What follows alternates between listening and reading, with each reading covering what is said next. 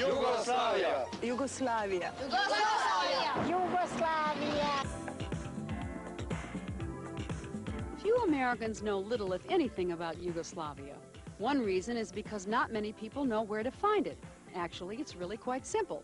Just go to Italy and make a right. Yugoslavia.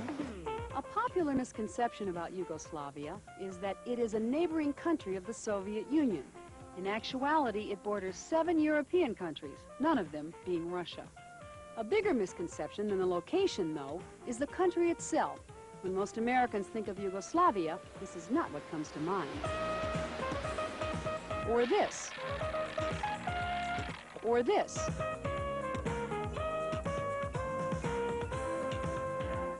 Or even this. We often think of a bleak, dreary, Iron Curtain country, inhabited by peasants clad in nothing but bleak, dreary babushkas, which may be the case if this is your idea of a babushka. Swimwear. While technically the government is a form of socialism, any similarity with the Soviet Union ends there. Oh, you may get the feeling you're being watched here, but I assure you it is for a completely different reason. Citizens here are free to come and go as they please, as are tourists, who need only a passport to enter the country.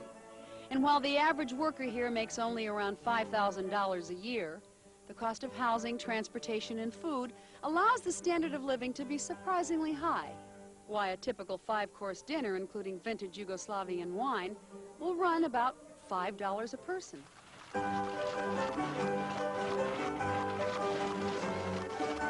The country itself can best be described as the best of Europe, packed into an area about the size of Wyoming.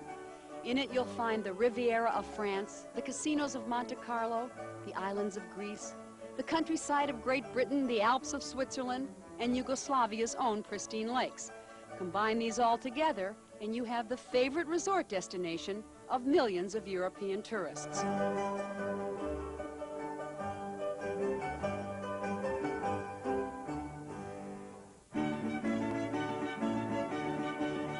No country in Europe has more lakes than Yugoslavia, and each is more beautiful than the next. Lake Bled, located high up in northwest Yugoslavia, is arguably the most beautiful lake of all. For centuries, Europeans have flocked to the shores of Lake Bled to enjoy the recreational as well as the supposed medicinal benefits of the lake. Emperor Henry II enjoyed the lake so much, in fact, he had his castle built here in the year 1004. Today, the castle is a popular tourist attraction. The people who live here say that the Slovenian goddess of love and life resides in the church on the island. And they say that if you make a wish when the bells are chiming, that it will surely come true. Let's see. They weren't kidding. One reason Yugoslavia is such a popular tourist destination is that, like Southern California, you can go from mountain peaks to sunny beaches in a matter of hours. And if you have tour drivers like ours, the trip can be made in minutes, not seconds.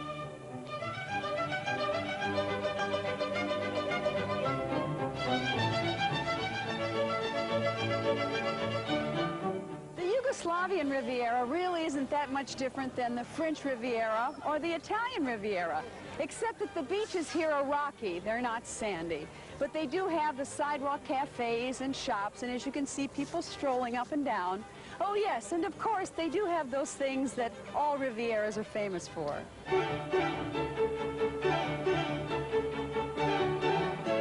The one word which transcends all language barriers is the word bikini, or even the lack of it. Europeans are known for their immodesty. And in Opatia, the Yugoslavian Riviera, immodesty is not in short supply. What is in short supply, however, are hotel rooms each summer. That is why every available room is open for lodging during the tourist season. All along the Yugoslavian Riviera, there are these beautiful old castles that were once used for kings and queens, for the nobility of Yugoslavia. Well, since there is no more nobility, they are now beautiful, quaint little hotels that are used for people like you and me. You see, there's a perfect bed for two. It's pretty romantic. And for about $30 a night per person, I'd say that's living like a king. Oh, by the way, that includes meals. Sounds pretty noble to me.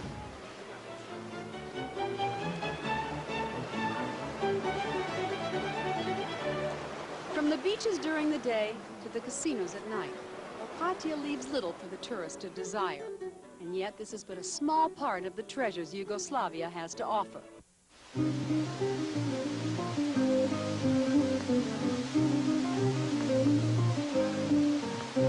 For centuries, man has tried to determine if indeed the Garden of Eden ever existed, and if it did, where. Though Yugoslavia has only been considered a remote possibility, it's hard to imagine a more ideal location than here at Plitvice Lakes, one of the natural wonders of the world.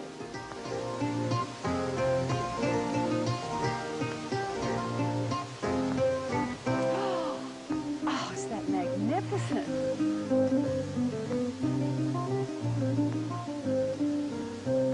The Plitvice Lakes are comprised of 16 lakes, cascading into one another and ending here at the Veliki Falls. The lakes are located in central Yugoslavia, accessible only by car over hundreds of miles of mountain roads. Still, the park is filled to capacity each summer by tourists willing to brave the mountain roads for a glimpse of Mother Nature at her best. One of the most spectacular things that happens right here under the waterfalls, and one of the most romantic things I can imagine, is that every year on a certain day, couples come here from all over the world and they get married. They get a little wet, but they get married.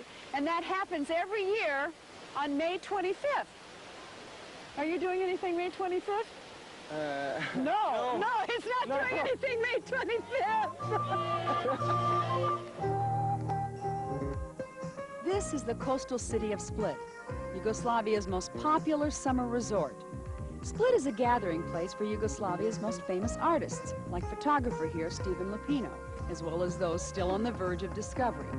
It also is the home for the State Museum of Ivan Majstorović, Yugoslavia's most renowned sculptor and perhaps one of the finest in modern history. Split has been a cultural center for artists like Majstorović ever since the Roman Emperor Diocletian built his palace here in 305 AD. Today, the palace still stands, but instead of one man occupying the spacious dwellings, the palace is now home to 100 families. The cultural tradition, however, remains just as strong as it was some 1,681 years earlier.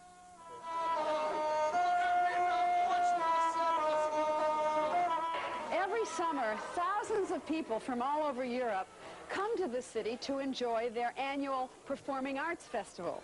And all over the city, you'll find cultural events taking place, and they use ancient structures for their stages, like here, which is a Roman pedestal where the operas are performed. Or hundreds of people from all over Europe come to the city to enjoy their annual Performing Arts Festival.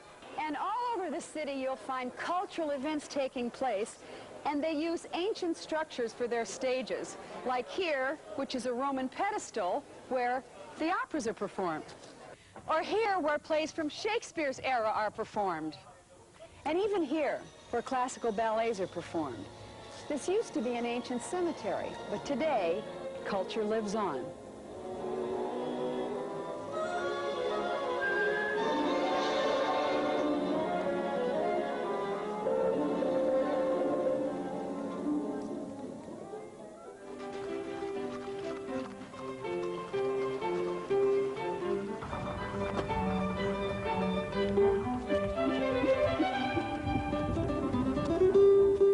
This is Lipica, home of the famous Lipizzaner stallions, recognized to some as the world's most beautiful horses.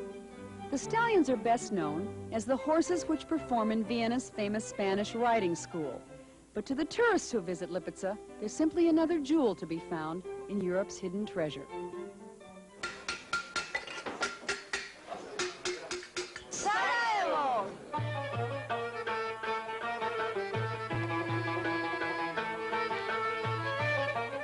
In the old city of Sarajevo, Olympic nostalgia seems far behind.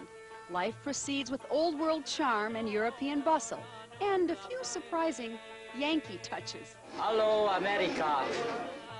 During the years of the Turkish domination, the old city was laid out so that each street represented a separate craft. Only one of these streets, the Copper Workers Street, remains today. Lots of people call Sarajevo Yugoslavia in miniature. One reason is that 4 major religions, Islam, Judaism, Roman Catholicism and Eastern Orthodoxy have active congregations here. Though the Communist Party isn't enthusiastic about religion, quite a few people still practice. The city became the focus of world attention. There are many people who feel that World War I actually started right here. It was on this very intersection that Archduke Ferdinand was assassinated by Gabriel Princip, one of the many men who wanted freedom from the Austro-Hungarian Empire. It was just as Archduke Ferdinand traveled across this bridge into the intersection that he and his wife were killed. The place where Gavrilo Princip stood when he shot them is marked now, a dubious sort of shrine. The people of Sarajevo view it with ambivalence. On the one hand, it was an important first step toward Yugoslav independence. On the other hand, it was a double murder, and it led to a long and bloody war. It's Belgrade. Yeah!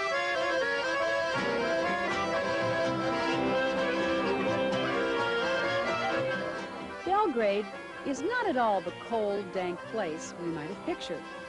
At night, the streets in its old Bohemian sector are closed to traffic, and a spirit of fun prevails. By day, the Yugoslavs, well, they take time to smell the roses, and evidence of their sense of humor abounds. For example, this restaurant opened for business a few hundred years ago, right here across from the church. They called themselves, naturally enough, the place across from the church, but the church protested. Well, the restaurant protested back, giving itself no name at all and sporting only a question mark to identify itself.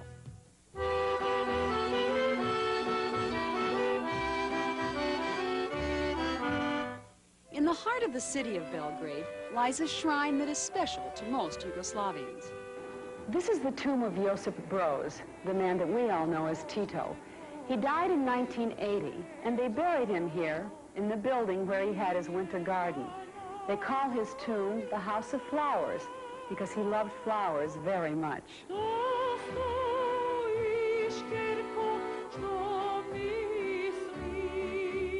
The guard changes here every 15 minutes, and more than 1 million visitors pay their respects each year at the tomb, which is located on the grounds of Tito's former residence. It's a public park now, featuring works by Yugoslavian sculptors and peacocks, who reportedly do their most raucous crying each year on the anniversary of Tito's death.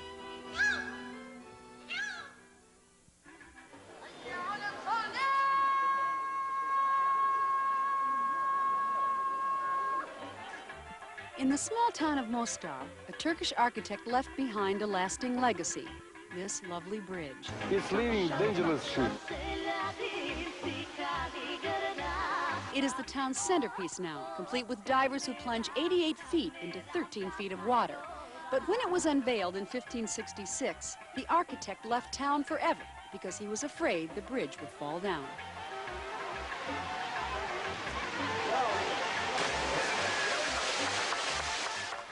Of course, he couldn't have been more wrong. And I also found that you meet the most interesting people on the Mostar Bridge. I'm a child of Yugoslav parents, and they met in the States. They got married in the States. I was born in the States in Santa Monica in St. John's Hospital. Oh, gosh. And after living there, my parents divorced, and my mother decided that she'd be better off to return to Yugoslavia, to her family. Here in Yugoslavia, life in particular is different. It's more easygoing. There's no pressure. It's maybe I can say it's easier to live here than in the States. What kind of pressures do you think you have in the States that you don't have here? Well, I haven't worked in the States. Well, actually, in 1979, when I was the last time in the States, in Redondo Beach, I worked at Foster's Freeze for about 2 months on PCH. So people work more there in the States. That's what I've seen in 1979. While here, I can't say that they don't work enough, but they work, but it's an easygoing way. I don't think that you have much strains, as many strains as maybe somebody has in America.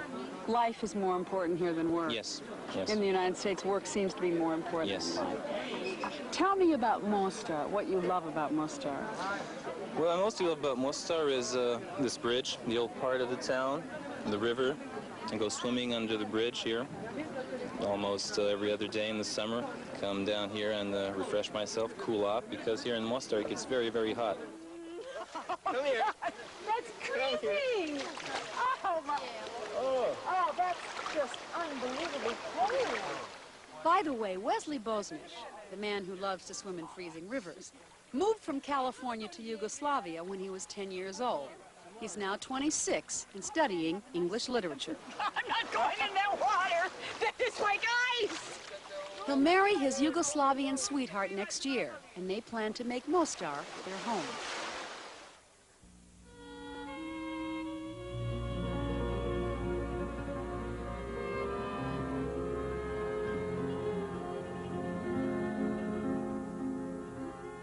Just south of Dubrovnik is a land of proud people and pure water. Its scenery is naturally spectacular, and its villages hold ancient secrets.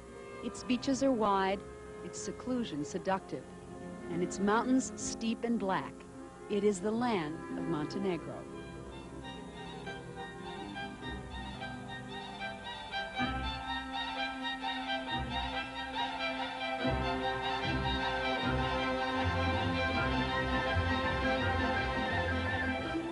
Sasha, who was born in Montenegro, and I'm sure you can tell from looking at him, that one of the things Montenegro is famous for is they're very good-looking men. And love and romance. And love and romance. They're also famous as being great warriors.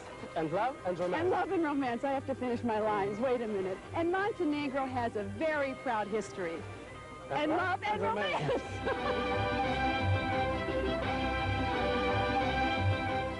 In the long history of Montenegro, it has never once been totally conquered. But at the end of World War I, they united with 5 other Slavic states to form the land of the South Slavs, Yugoslavia. Siromah sam druže, nigde nikog nema, samo jednu staru, skršenu gitaru. The story of Sveti Stefan reads like a fairy tale. In the 15th century, a clan of brave Montenegrin warriors did battle with pirates. They overcame the pirates, took their treasure, and they decided to show their gratitude by building this church. They called it St. Stephen, or Sveti Stefan, which, if you haven't guessed already, is how the island got its name. And 500 years later, you can still go to church here on Sundays.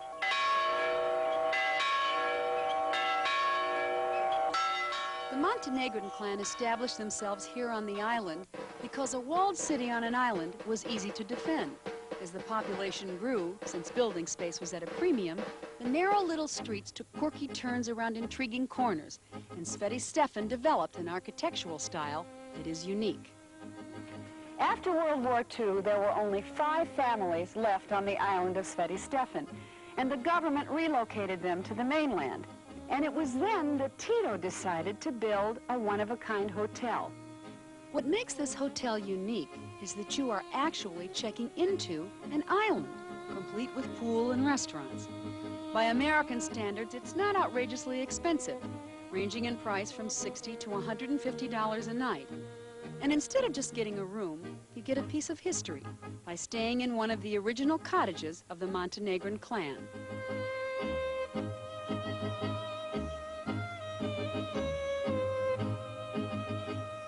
The result is a charmed little circle. It's like checking into a storybook. And I feel a little like Snow White or Cinderella, and that if I closed my eyes, maybe Prince Charming would appear. Ah, good choice. Here's to you, Prince. And here's to Sveti Stefan and Montenegro.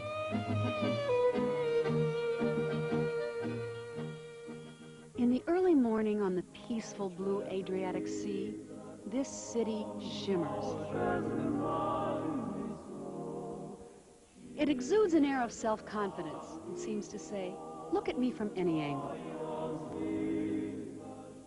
Stand as far away as you like, or come as close as you can. You will still find me beautiful. It is a cocky, charming city. It challenges us. It has panache. It says, go ahead. You can even look at the men sleeping on my park benches. They are beautiful too.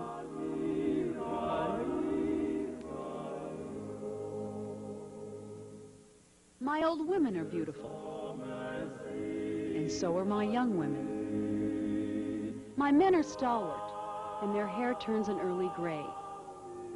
My children are spirited. My buildings are adorned with style. I am a city that is smart and relaxed and pleased with itself. I am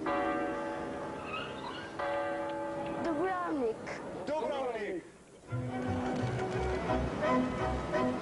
Welcome to Dubrovnik. I think that this is one of the most beautiful, charming, and unique cities in the entire world, and I can't wait to show you around. Now, pigeons are probably not the thing you thought I'd show you first, but in Dubrovnik, believe it or not, even the pigeons have personality, and they're also very set in their ways. Every day at noon, the pigeons are fed by Vidor. Look at them all. And for years, this has been going on, and the pigeons come every day at noon, and they wait for Vidor to feed them. And when the country goes to daylight savings time, the pigeons get here an hour early. They really do. And it takes them about 2 weeks to adjust. Oh my gosh, I feel like Tippi Hedren and the birds. Thank you, Vidor. Thank you very much. That's my earring. Oh, pigeon feather in my hair. Oh, I'm glad it's only a feather. Okay, we'll go now. Bye. Both the pigeons and 5,000 people live inside the walls of the old city of Dubrovnik. These walls have never once been breached by an enemy, even though Dubrovnik has been ruled by several different empires. That's because the people of Dubrovnik have a talent for diplomacy, and this ability to compromise has lasted right up to the present day. Even today, the restaurants and restaurant owners, well, they know how important tourism is.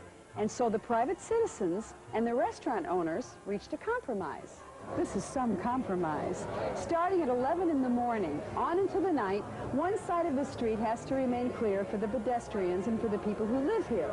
And the other side is for the sidewalk cafes that the tourists love so much.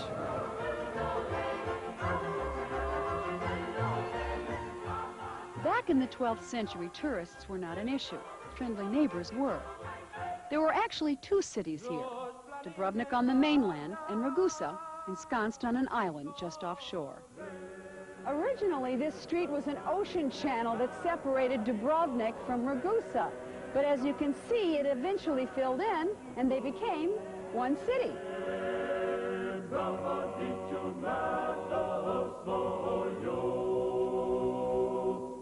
Once the main street was in place in the year 1205, Dubrovnik took on the aspect of a well-laid-out planned community. Even though its perpendicular streets show lots of forethought, there are still plenty of interesting nooks and corners.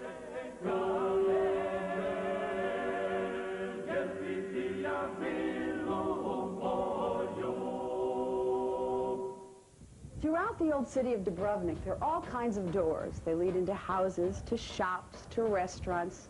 Now here's a door, and I bet you can't guess what it leads to. Come on, let's go see. See, I didn't think you'd guess. It's a beach. A little rocky, and it's pretty rough out there today, but I think it's pretty romantic. And this is where all the kids who live in Dubrovnik learn how to swim. Even though the water is deep and there are no lifeguards, they say the kids are protected by St. Blaise, the patron saint of Dubrovnik, who keeps watch on the city walls. St. Blaise has been good to Dubrovnik in other ways, too. He seems to have given his patrons a large dose of social enlightenment. In 1416, the city abolished slavery, and in 1347, near this cypress grove, they established a home for the elderly, which is still located on this same spot today. The compassion of the people of Dubrovnik was matched only by their cleverness. Inside the city walls, they built a granary with an advanced storage system to give them grain for a year in case of siege. And even by the year 1438, they had a permanent water supply. Just outside the walls, they established a lazaretto, where visitors were quarantined before they entered the city. In 1317, the Franciscans opened up one of the first pharmacies in Europe, right here in their cloister. It was so successful that it is still in operation today. Imagine that, a pharmacy that has been open for almost 700 years. Our guide in Dubrovnik was Pava Brajlo, who had also guided Prince Charles when he came on tour. She was born in Dubrovnik, and so were her children, and she's naturally a Dubrovnik partisan. What is it about Dubrovnik that is so wonderful? We all keep it in our hearts. It's part of our tradition, and we are proud of its rich history, of its very smart and intelligent people.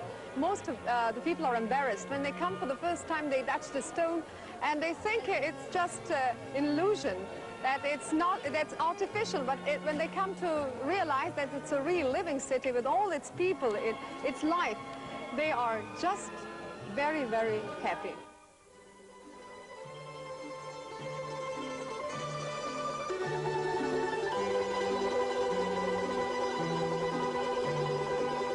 When we first learned Two on the Town was to visit Yugoslavia, we didn't know quite what to expect. Would it be like our trip to the Soviet Union, or would it be more like Greece? What would the country look like? What kind of people lived here? And would they welcome us even though we were Americans? Well, after only a few short days here, we found the answers to our questions.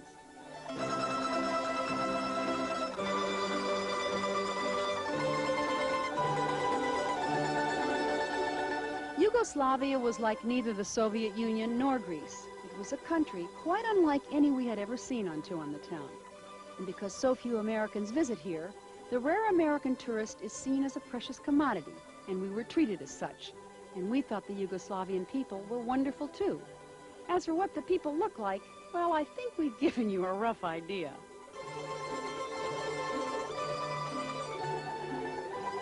As most of you know, I have traveled all over the world on Two on the Town, and I considered myself pretty knowledgeable about our world. Well, I can't believe that I was so misinformed about the country of Yugoslavia. It's spectacular. And I think most of us have the misconception that it's dull and gray, and certainly not a place we'd want to take a vacation. Well, nothing could be farther from the truth. Although it is a communist country, tourists are free to do just about anything they want to, especially eat. I've gained 4 pounds already, and it hardly cost me anything. And one of the best ways to get to know people is to travel with them. And we have been traveling with 3 Yugoslavian guides for the past 2 weeks. And I can honestly say that they are people that I would like to have as friends. And the best recommendation is that our entire crew would like someday to come back to Yugoslavia for a vacation. I think that we have discovered a hidden treasure, and thank you for discovering it with me.